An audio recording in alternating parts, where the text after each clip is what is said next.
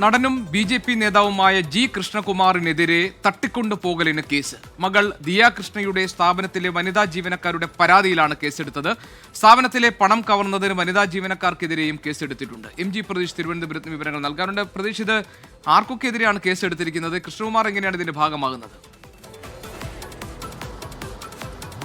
ജി.കെ, museum police നിലവിൽ 2 കേസുകളാണ് register ചെയ്തിരിക്കുന്നത്. അത് ഒന്ന് ജി കൃഷ്ണകുമാറിന്റെ പരാതിയിൽ എടുത്ത കേസാണ്. അത് ജി കൃഷ്ണകുമാറിന്റെ മകൾ ദിയ കൃഷ്ണ കവടിയാറിൽ നടത്തിയൊരു സ്ഥാപനത്തിൽ, അതേ സ്ഥാപനത്തിലെ 3 ജീവനക്കാർ സാമ്പത്തിക തിരിമറി നടത്തിയിരുന്നു. അതേ സ്ഥാപനത്തിൽ സ്ഥാപിച്ചിരുന്ന QR കോഡ് മാറ്റി 2024 മുതൽ തട്ടിപ്പ് നടത്തിയെന്നതായിരുന്നു ജി കൃഷ്ണകുമാറും മകളും നൽകിയ പരാതി. ഈ പരാതിയിൽ ആ സ്ഥാപനത്തിലെ 3 ജീവനക്കാർക്കെതിരെ കേസെടുത്തിട്ടുണ്ട്. ഒപ്പം അതിൽ ജീവനക്കാരിയായ ഒരാളുടെ ഭർത്താവ് കൃഷ്ണകുമാറിന്റെ മകളെ ഭീഷണിപ്പെടുത്തിയെന്ന് ആരോപിച്ച മറ്റൊരാൾക്കെതിരെയും, അങ്ങനെ 4 പേർക്കെതിരെയാണ് ഈ ജി കൃഷ്ണകുമാറിന്റെ കുടുംബം നൽകിയ പരാതിയിൽ കേസെടുത്തത്. ഇതിൽ 69 ലക്ഷം രൂപ ഈ ജീവനക്കാർ തട്ടിയെടുത്തു എന്നതാണ് ജി കൃഷ്ണകുമാറിന്റെ പരാതി.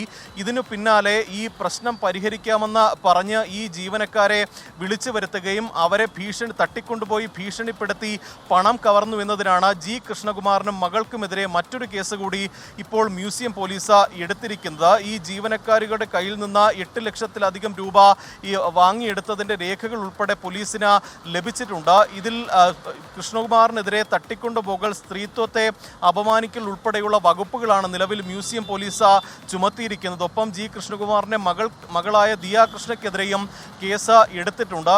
ഇത്തരത്തിൽ 2 കേസുകളാണ് ഈ സാമ്പത്തിക ക്രമക്കേടുമായി ബന്ധപ്പെട്ട് ഉയർന്ന പരാതിയിൽ എടുത്തിരിക്കുന്നത്. ഒന്ന്, ഇത്തരത്തിൽ സാമ്പത്തിക തിരിമറി കൃഷ്ണകുമാറിന്റെ മകളുടെ സ്ഥാപനത്തിൽ നടത്തിയതിന് 3 ജീവനക്കാർക്കെതിരെയും ആ ജീവനക്കാരിലെ ഒരാളുടെ ഭർത്താവിനെതിരെയുമാണ്.